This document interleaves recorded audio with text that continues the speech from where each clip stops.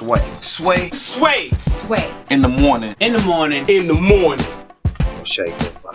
Wake your punk ass up. That crust out, y'all. I don't know how your mind can process it, but the instant that I felt it blowing up, it was just like, well, am I gonna die here? Wow. You know, that was a clip from an installment called My Fighting Season. It's the sequel to The Fighting Season. My Fighting Season is slated to premiere July 5th on AT&T's Audience Network. It's a 6-part docuseries that follows U.S. Army soldiers fighting in Afghanistan, and it showcases the war directly from the soldiers' point of view and was shot via cameras attached to their helmet. This is going to air Tuesday at 9 p.m., all right, exclusively to DirecTV and AT&T Uverse customers. This is executive produced, by the one and only Ricky Schroder, ladies and gentlemen. Thank you, Sway. What an introduction. Well, Ricky, every time you come here, man, it's like I feel you're the homie now. We're friends. It's like you're promoting what? Oh, okay, cool. Talk about what you're doing this weekend. Well, we're the same age. You must have grown up on Silver Spoons. Of course. Yeah. I definitely grew up on Silver Spoons, and you were like, when Silver Spoons were on, you were like the guy, you were like the cool white guy to us, right? No, it's true. Because, Alfonso and everybody was on the show. And we had Alfonso on here recently, and you gave us an insight to being from Oakland that, skin color didn't really matter. It's a picture of you and Alfonso. Me and Ribeiro. Alfonso. Yeah, together. Buddies for 30 years now. Like, Wow. Wow. That's so A lot- wonderful. Yeah, a lot of firsts together.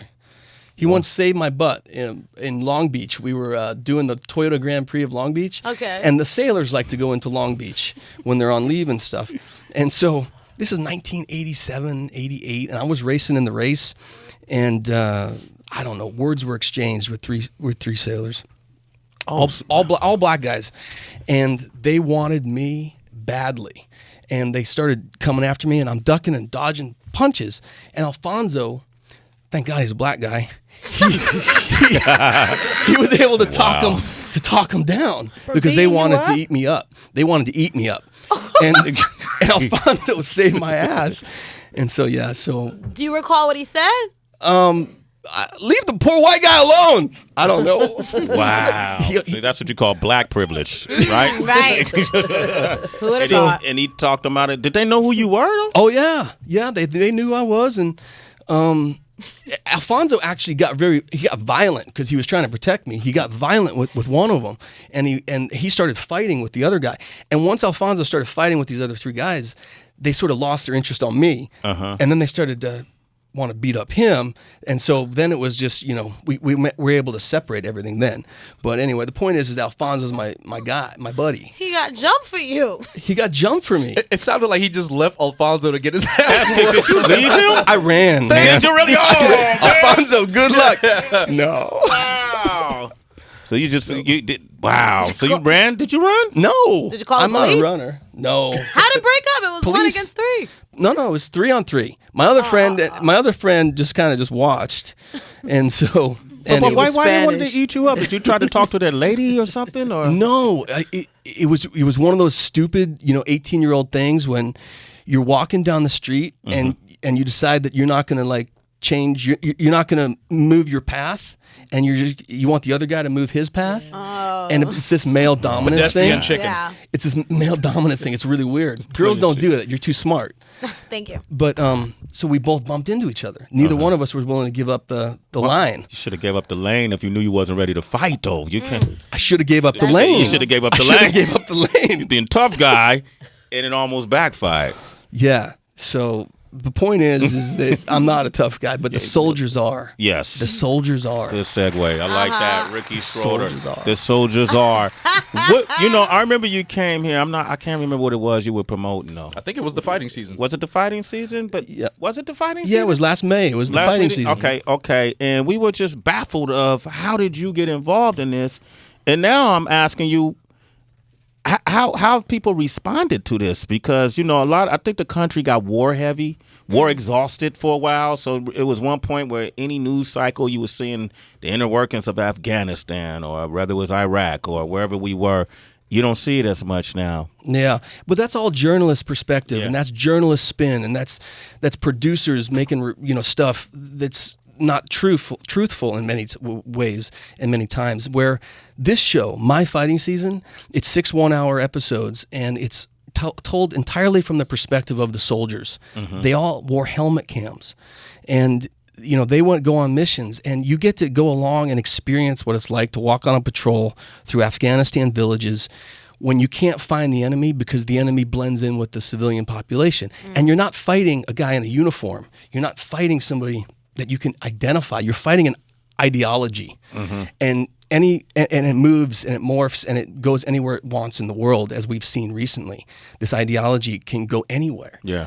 And so you get to experience with soldiers how complicated it is to fight this war, the rules of engagement, how complicated they are. But what are the rules? Are there rules in war? Like, what do you mean? Right. Like the approach to engagement, or do... Right. So what are the rules of engagement? Well, the Taliban has no rules, and ISIS has no rules. Okay. They don't fight by the Geneva Convention. They don't do anything according to normal human behavior. Okay. But we do, and what separates us from them is we do have some boundaries and some guidelines on things that, if they're used properly, can be a benefit. But if they become too restrictive, people's hands are tied. Like, I'll give you an example. Please. We have a story in one of our episodes about an Apache pilot, and we have the gun camera footage where he sees 2 Taliban on a hilltop with heavy weapons, and he wants to engage them. And in the process of getting permission, because it's not a free fire zone, meaning if you see enemy, you can just kill them, that's a free fire zone. So in this zone, it's not, where you have to get permission from higher. It takes 10 minutes to get the approvals. Whoa. To get the approvals to engage these 2 Taliban guys. And in that 10 minutes, they skirt away and they get into a tree line, and then they move into a civilian population.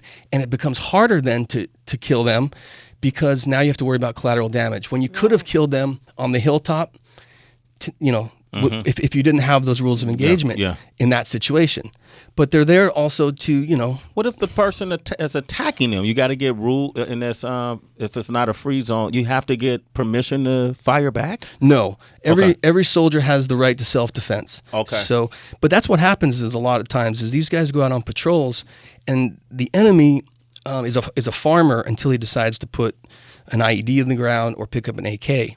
And so they go on patrols, and literally they're hoping that they get shot at, because that's oftentimes the only way they can find the enemy.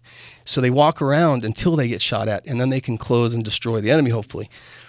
You're self guinea pigs right there. Like, I wanted to ask you, because I watched one of the episodes, and there's a part where some soldiers were asked to join a unit that were all brand new, had never had any combat experience, and some of the soldiers that had been out there were like, I really don't want to fight with these guys because they don't know what they're doing, what they're in for. Have you ever been asked to kind of like maybe edit certain things so that the perception isn't, viewed a certain way from people who are back home just watching it from their TV? Yeah, so in that story, it's a young group of 82nd Airborne paratroopers that were first time deployed to Afghanistan, and they were unproven and untested in combat. And so some of the older guys were concerned. It ends up being just fine. Those guys performed amazingly. But to answer your question, the footage that we get from soldiers comes in on hard drives, and a lot of times these soldiers themselves, it's too painful for them to relive the war, so they don't even look at the footage themselves. So we get hundreds of hours of footage sent to us, and a lot of times the soldiers don't know what's there. So the Pentagon, the way I work with them is they get to review my rough cuts of my edits for 3 things. They get to review it for operational security concerns. They get to review it for TTPs, which are tactics, techniques, and procedures, and they get to, what's the third thing? It slipped my mind. But the point is they get to review it basically. Well, but you can't put like actual death on there. If you see someone getting killed, could you put that in? Well, we do show Taliban bodies, Okay. But if it's a U.S. service member, that's the third thing. Yeah. Is we can't show dead U.S. service members without their family's permission. And so we have to reach out to the family to see if they want to be included or not. How do you ask that? It's brutal. You reach out and you tell the family we're making this documentary series. We know that your son was embedded with this unit when he was killed, and we're telling the story of this unit. And would you like your son, his memory, his photographs included into the episode? And some parents say no, thank you, and some parents say yeah, we want him to be part of it. It's what happened. Do you pay him? Yeah, the soldiers get money for footage. They get money. They don't get money for footage. They get money to come be interviewed about the footage. Okay, that's a little nuance. So what we do is we take their footage, we decide what parts we're going to use, and then we bring them in for an interview, and it takes them a couple days to do the interview, and we pay them for the interview portion. Anthony is on the line from California. This is Ricky Schroder. We're talking about My Fighting Season, which is going to air Tuesday at 9 p.m. Eastern on Audience Network. It's exclusively to DirecTV and AT&T Uverse customers. What's your question or comment you want to make, Ant? My comment is actually about the rules of engagement. They've been changed quite a few times recently.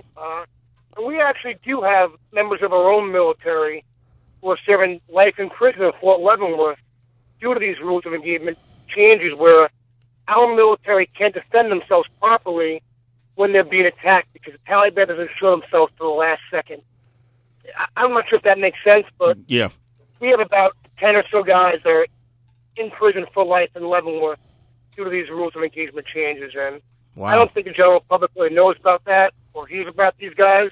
All we hear about is Guantanamo Bay closing and nothing about getting our military out of our prisons for bogus reasons. Well, let me ask you this, and maybe Ricky or Anthony, you can answer this question. Anthony, you're in the service? Or you been in the service? Yes. Okay. I've been in the service, a veteran of the Army. Okay, so if someone gets away, like one of our soldiers kind of breaks the rules of engagement purely to save his own life, obviously, I'm assuming that's why anybody would break the rules of engagement, and it's discovered by the opposite, the enemy, or like who would get, like, would the country get punished or not punished, but what kind of, like, what would happen? That soldier will be arrested and prosecuted under the Uniform Court of Military Justice.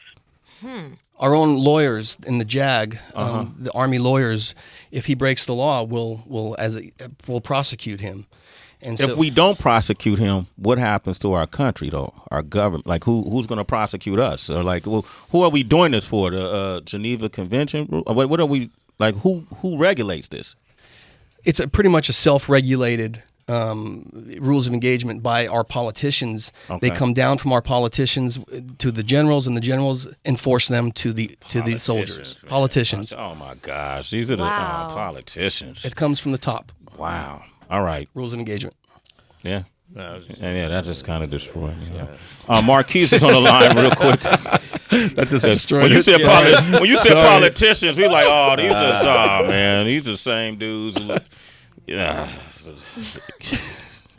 They don't get shit. They don't get nothing accomplished in politics, it feels like. Marquis, what up, man? You in Louisiana? What's going on, Sway? What's up? I am in Louisiana, man. I just got out of the military like 2 weeks ago, and I'm not going to lie, man. I used to look forward to listening to your show every morning. Actually, now that I'm out of the military, it makes me super happy that I actually have time to listen. Wow. But I had a question for Ricky Schroder.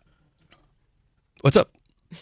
Hey, yo, Ricky, man. So you get a lot of this footage from, helmet cams and everything, which means for you, I don't know, it might be a little bit desensitized. It's a little bit impersonal because you're not actually interacting with these guys. When you review this footage, man, does it show you a side of like American politics interacting with American lives and American soldiers that you didn't think, existed, like kind of like that shadow world of what's really happening out there? Or, do you kind of just watch it and say, yeah, that's what I always expected? I did have the benefit of going to Afghanistan for 110 days in 2014, so I got to kind of see it from that perspective a little bit and did go on some combat patrols and missions. But as I sit and watch this footage coming in, I'm struck by soldiers are people, and they all react differently to the environment that they're in. And some of them react in the most heroic ways, and others not not heroic, but just, I don't know what the word would be, but less than inspiring. And so every person's an individual. But when I look at this footage, the overwhelming majority of it is amazingly tense. I can't believe that these guys have the courage to go out every day on missions and patrols and get shot at. Some of these guys have been in one deployment, 100, 150 combat engagements in one deployment. Damn. And so, you know, you look at this footage and you look at the heroism and the courage that these young guys have. And then you see stuff back at the FOB or the COP, you know, when they're in between missions and they're just kids again and they're just blowing off steam and they're having fun and they're joking and laughing. And I just feel inspired by the footage. But I also feel, you know, some of it's horrifying. You know, you do see what it can do to people. The footage, you see the dark side of war, and it's ugly, and it's bloody, and it's, you know, and people change when they go through that. Let me ask you this, Marquis. Were you ever deployed overseas? Marquis? Yeah, I'm here. I'm sorry, man. I cut out for a second. Were you deployed overseas at all? Did you do any combat? Yeah. No, not combat, man. Not combat. A lot of the guys in my unit did, but I'm not going to even pretend like I did, man. But you see, when you're in the military, man, you see a dichotomy between how, you know, different documentaries and docuseries and all this kind of stuff portrays the American military as opposed to how it really, really is, man. Because, I mean, you know, we get this whole, like, romanticized thing about, oh, yeah, the American military, man, we love going over there and just fucking shit up and all this sort of stuff. And, I mean, that's not real. You know what I mean? Like, nobody, unless you're some backwoods guy who's just completely desensitized to everything. Nobody likes going over there and doing that, especially when we were over there in that country, man, or those countries, for the same reason that, you know, we don't want to be in Vietnam. You know what I'm saying? Because it's simple, man. Like, those are people. You look at it like this. You know, I'm from Baton Rouge, Louisiana, man. So if somebody came and they killed my brother, right, because he was doing something illegal, I'm not going to say, oh, yeah, let me not do that illegal thing. My thing is now to get that person that took my family. So by killing one, you raising two. By killing those two, you raising four. It's the Hydra effect, you know? And it's like we portray this like, oh, yeah, this is just the greatest and American lives want to go over there. Nah, man, that's not it. And, you know, it makes me wonder because, you know, Ricky Schroder, you lived a nice celebrity life, and I'm not saying nothing negative, but for you to be involved in something like this, man, I was wondering if you really kind of saw that and experienced that for yourself, or if it was still sort of that romanticized image of, war is weird. You got to watch the show. Yeah, I mean, my son was in the Army for a bit, and then he left, and I got to tell you, I didn't have a problem with him leaving because, you know, I know what it did to some of the young men and how it changes them, and I had no problem with my son leaving because of that. But I have to also say that, you know, all this helmet cam footage from soldiers is all from infantry guys. All these guys are guys that volunteered to go to the Army. They volunteered to be infantry, and so they're a different mentality than a lot of soldiers are. Because the infantry guys, you know, there's only about 40 or 50,000 of them in the Army, and you're talking about a 500,000 to 1 million person Army at any given time between the reserves and the active duty. So you have 50,000 infantry guys, and they have a different mentality. They're the guys that want to go out there, they want to fight, they train to fight. They're disappointed when they don't fight. Wow. So they're a different mentality. They're a true warrior, gladiator mentality, the infantry.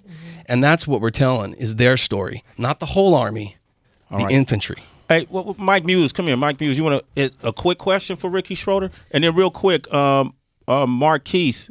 Yes, sir. Thank you for your call and your service. You're a citizen. Thank you. Morning, Marquise. All right. B from Ohio. You a soldier, B? You're a vet, right? Yes, sir. Yes, sir. Let me ask you. I know you've been listening to the conversation real quick because we have to go.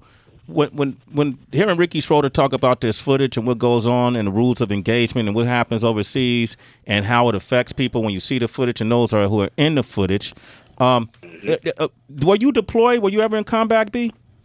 Yes, I was in Afghanistan in 2010 and 2011. Okay, so let me ask you, coming back, being in experiencing that, are there services to transition you back into civilian life to kind of like give you therapy, or because I haven't seen? Yes, they have a 30, 60, 90 program as soon as you come back. The United States Army wants you to go through so they can check your mental health and how things are going about that nature, as well as they have a lot of one-source programs, but there's different levels of PTSD.